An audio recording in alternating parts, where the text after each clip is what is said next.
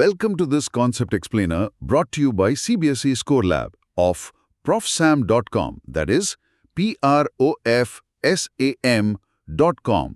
இன்னைக்கு நாம unit 6 electromagnetic இண்டக்ஷன்ல இருந்து the experiments of Faraday and Henry டாபிக்க ரொம்ப சிம்பிளா எக்ஸாம்க்கு தேவையான மாதிரி பார்க்க போறோம். சரி, ஒரு கேள்வி கேட்கிறேன். நம்ம வீட்ல ஸ்ட்ரீட் கார்னர்ல இருக்கிற டிரான்ஸ்ஃபார்மர்ல எந்த மூவிங் பார்ட்ஸும் இல்லாம அது எப்படி வேலை செய்யுதுன்னு நீங்க எப்பதாவது யோசிச்சிருக்கீங்களா?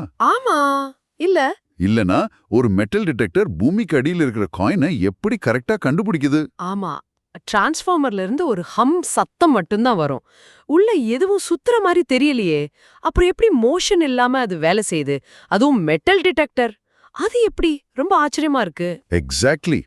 இன்னும் ஒரு சர்ப்ரைசிங் விஷயம் என்னன்னா, ரெண்டு காயில்ஸ் பக்கத்துல அசையாம வச்சுட்டு ஒரு காயில்ல இருக்கிற கரண்ட்டை சும்மா ஸ்விட்ச் ஆன் அல்லது ஆஃப் பண்ணாலே போதும்.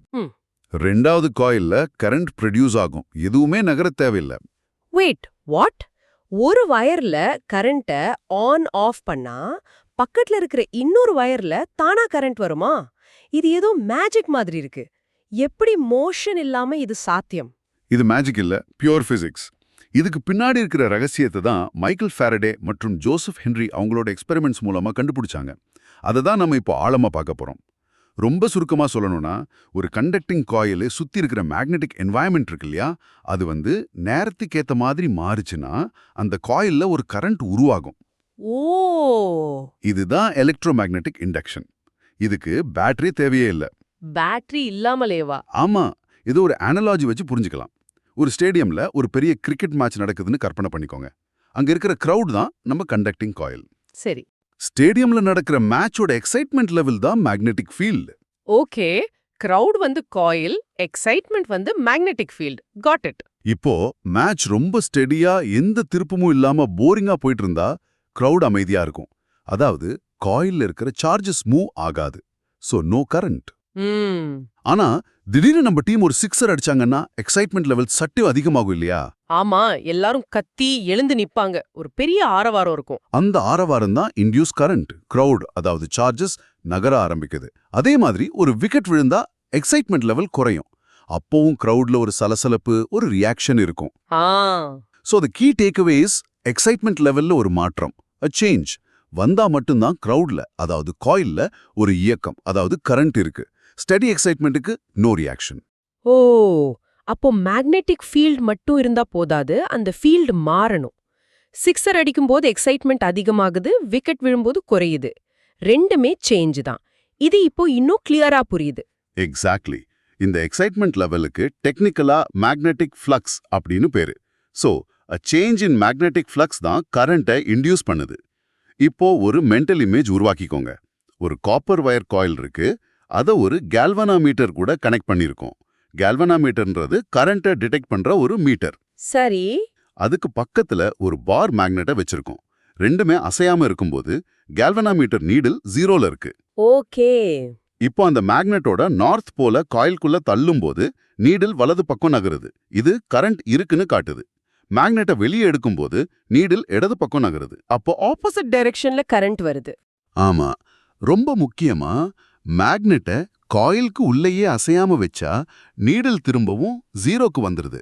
அப்போ மேக்னெட் கிட்ட இருக்கிறதால கரண்ட் வரல, மேக்னெட் நகரதால அந்த ரிலேட்டிவ் மோஷன்னால தான் கரண்ட் வருது. அப்படிதானே? பெர்ஃபெக்ட். அந்த மோஷன் தான் மேக்னெட்டிக் ஃப்ளக்ஸை சேஞ்ச் பண்ணுது. சரி, இப்போ என்சிஆர்டி புக்ல இந்த எக்ஸ்பெரிமெண்ட்ஸை எப்படி விளக்குறாங்கன்னு பார்க்கலாம். எக்ஸ்பெரிமெண்ட் 6.1, 6.2 and 6.3ல இருக்கிற முக்கிய வரிகளை படிங்க. Okay, I am reading from the book Experiment 6.1. Figure 6.1 shows a coil C1 connected to a galvanometer G. When the north pole of a bar magnet is pushed towards the coil, the pointer in the galvanometer deflects. The galvanometer does not show any deflection when the magnet is held stationary. Excellent. இது நாம இப்ப பார்த்த mental image தான். சரி, இதுல ஒரு சின்ன கேள்வி. மேக்னெட்டை காயில நோக்கி தள்ளுறதுக்கு பதிலா காயில மேக்னெட்டை நோக்கி நகர்த்தினா என்ன ஆகும்? ரெண்டுக்கும் நடுவுல மோஷன் இருக்கணும். அதுதான பாயிண்ட். அப்ப காயில மூவ் பண்ணாலும் கரண்ட் வரணும்னு நினைக்கிறேன். கரெக்ட். அதனால தான் a key term is relative motion. ஒன்னு ஸ்டேஷனரியா இருந்து இன்னொன்னு நகரலாம் இல்ல ரெண்டுமே நகரலாம். ரெண்டுக்கும் நடுவுல இருக்கிற டிஸ்டன்ஸ் மாறணும். அப்பதான் ஃப்ளக்ஸ் சேஞ்ச் ஆகும். சரி, அடுத்த எக்ஸ்பெரிமெண்ட்ட படிங்க. Experiment 6.2. In figure 6.2, the bar magnet is replaced by a second coil C2 connected to a battery. As coil C2 is moved towards the coil C1, the galvanometer shows a deflection. இதுல என்ன பண்றாங்கன்னா, a permanent magnetக்கு பதிலா ஒரு current carrying coil C2-வ ஒரு electromagnet மாதிரி பயன்படுத்துறோம். ஓ, ஏன்னா current போற வயரும் ஒரு மேக்னெட் மாதிரி தானே? ஆமா. இந்த C2 காயில C1 காயில் பக்கத்துல மூவ் பண்ணாலும் அதே எஃபெக்ட் கிடைக்குது. இங்கேயும் ரிலேட்டிவ் மோஷன் தான் காரணம். Okay, so basically a permanent மேக்னெட்க்கு பதிலா ஒரு டெம்பரரி மேக்னெட்டை வச்சு அதே எக்ஸ்பெரிமெண்ட்டை ரிப்பீட் பண்றாங்க. இதுவும் லாஜிக்கலா இருக்கு. ஆமா, இப்போதான் ஒரு பிக் பிரேக் த்ரூ வருது. The most important experiment. மூணாவது படிங்க. Experiment 6.3. Figure 6.3 shows two coils, C1 and C2, held stationary. It is observed that the galvanometer shows a momentary deflection when the tapping key K is pressed. If the key is held pressed continuously, there is no deflection in the galvanometer. இதுதான் a revolutionary discovery. இங்க ரெண்டு காயில்ஸும் அசையாம இருக்கு. No relative motion. ஆனா C2ல இருக்கிற கீயை பிரஸ் பண்ணும்போது C2ல கரண்ட் 0லேருந்து ஒரு மேக்ஸிமம் வேல்யூக்கு போகுது. இந்த கரண்ட்ல ஏற்பட்ட மாற்றம் C2வை சுத்தி ஒரு மேக்னெட்டிக் ஃபீல்டை உருவாக்குது. அதுவும் 0லேருந்து மேக்ஸிமம்க்கு க்ரோ ஆகுது. ஓ, அப்போ C2ல கரண்ட் மாறும்போது அது உருவாக்குற மேக்னெட்டிக் ஃபீல்டும் மாறுது. அந்த சேஞ்சிங் மேக்னெட்டிக் ஃபீல்ட் C1ல இருக்கிற மேக்னெட்டிக் ஃப்ளக்ஸை மாத்துது. அதனால C1ல கரண்ட் வருதா? Precisely. You got it. Motion தேவையில்ல. கரண்ட் ஆன் பண்ணும்போது C1ல ஒரு மொமெண்டரி கரண்ட் வருது. கீயை பிரஸ் பண்ணி பிடிச்சா C2ல கரண்ட் ஸ்டெடி ஆயிடுது. மேக்னெட்டிக் ஃபீல்டும் ஸ்டெடி ஆயிடுது. அதனால ஃப்ளக்ஸ் சேஞ்ச் ஆகாது. சோ C1ல கரண்ட் 0 ஆயிடுது. அப்போ கீயை ரிலீஸ் பண்ணா? Good question. கீயை ரிலீஸ் பண்ணும்போது C2ல கரண்ட் மேக்ஸிமம்லேருந்து 0க்கு வருது. அப்போ மேக்னெட்டிக் ஃபீல்டு மாறுது, ஃப்ளக்ஸ் சேஞ்ச் ஆகுது.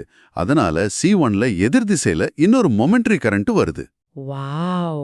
So, the real cause is the change in magnetic flux, and motion is just one way of achieving it. Hope everything is clear so far. This concept explainer is from profsam.com, that is profsam.com. இந்த experiments தான் அடுத்ததா நாம படிக்க போற Faraday's law of இண்டக்ஷனுக்கு foundation.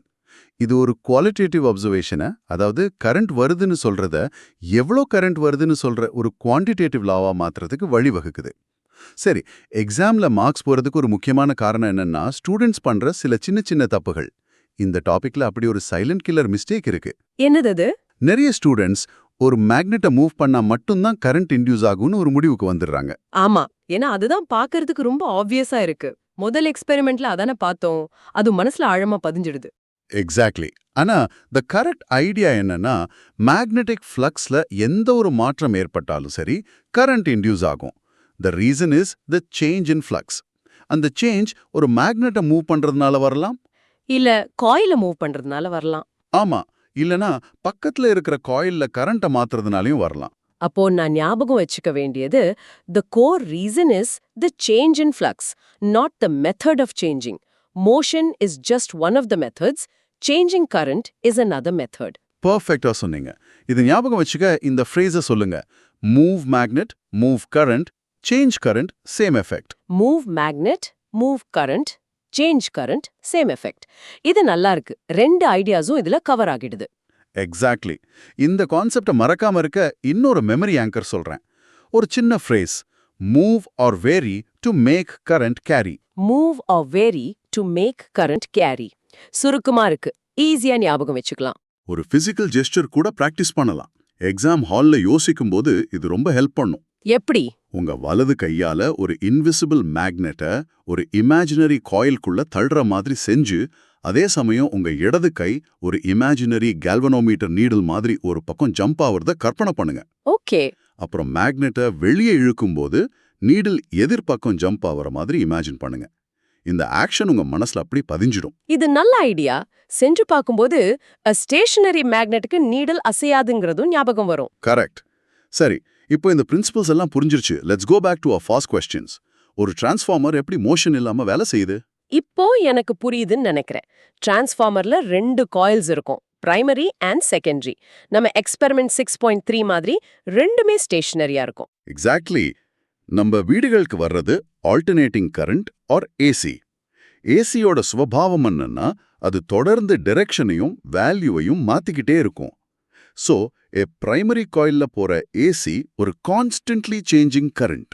Oh, a constantly changing current will create a constantly changing magnetic field. அந்த changing field secondary coilல flux மாத்திக்கிட்டே இருக்கும். அதனால secondary coilல ஒரு continuous induced current உருவாகும்.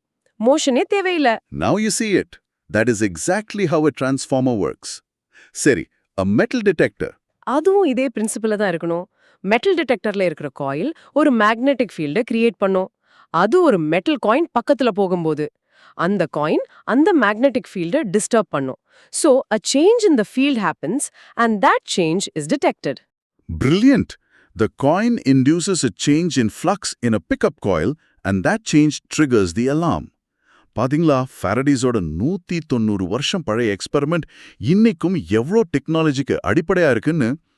சரி, இந்த அனாலிசிஸை 3 முக்கிய பாயிண்ட்ஸ்ல சமரைஸ் பண்ணலாம். இது எக்ஸாம் ஆன்சருக்கு ரொம்ப யூஸ்ஃபுல்லா இருக்கும். Okay. Point 1. Faraday and Henry அவங்களோட எக்ஸ்பெரிமெண்ட்ஸ் மூலமா ஒரு சேஞ்சிங் மேக்னெட்டிக் ஃப்ளக்ஸ் ஒரு க்ளோஸ்ட் காயில்ல எலக்ட்ரிக் கரண்ட்டை இன்டியூஸ் பண்ணுன்னு நிரூபிச்சாங்க. பேட்டரி இல்லாமலேயே கரண்ட்டை உருவாக்க முடியும்னு கண்டுபிடிச்சாங்க. பாயிண்ட் 2. இந்த மேக்னெட்டிக் ஃப்ளக்ஸ் சேஞ்ச் ஒரு மேக்னெட்டுக்கும் காயிலுக்கும் நடுவுல இருக்கிற ரிலேட்டிவ் மோஷன்னாலேயோ அல்லது 2 கரண்ட் கேரியிங் காயில்ஸ்க்கு நடுவுல இருக்கிற ரிலேட்டிவ் மோஷன்னாலேயோ ஏற்படலாம். பாயிண்ட் 3. ரொம்ப ரொம்ப முக்கியமா, எந்த விதமான பிசிக்கல் மோஷனும் இல்லாம பக்கத்துல இருக்கிற ஒரு காயில்ல ஓடுற கரண்ட்டை மாத்தினாலே போதும், மேக்னெட்டிக் ஃபீல்டு மாறி மேக்னெட்டிக் ஃப்ளக்ஸ் சேஞ்ச் ஆகி இன்னொரு காயில்ல கரண்ட் இன்டியூஸ் ஆகும். This was the most profound Discovery. 12th CBSE Physics, Chemistry and Mathsல maximum marks வாங்க profsam.com-க்கு விசிட் பண்ணுங்க. That is PROF SAM, right? Yes, PROFSAM.com. சரி, நாம இன்னைக்கு பார்த்த இந்த குவாலிட்டேட்டிவ் அப்சர்வேஷன்ஸ் தான் ஃபாரடேஸ் லாஸ் ஆஃப் இண்டக்ஷனுக்கு முதல் படி. அடுத்த டாபிக்ல இந்த இன்டியூஸ்ட் கரண்டோட மேக்னிடியூட் மற்றும் டைரக்ஷன் எப்படி கண்டுபிடிக்கிறதுன்னு பார்க்கலாம். All the best.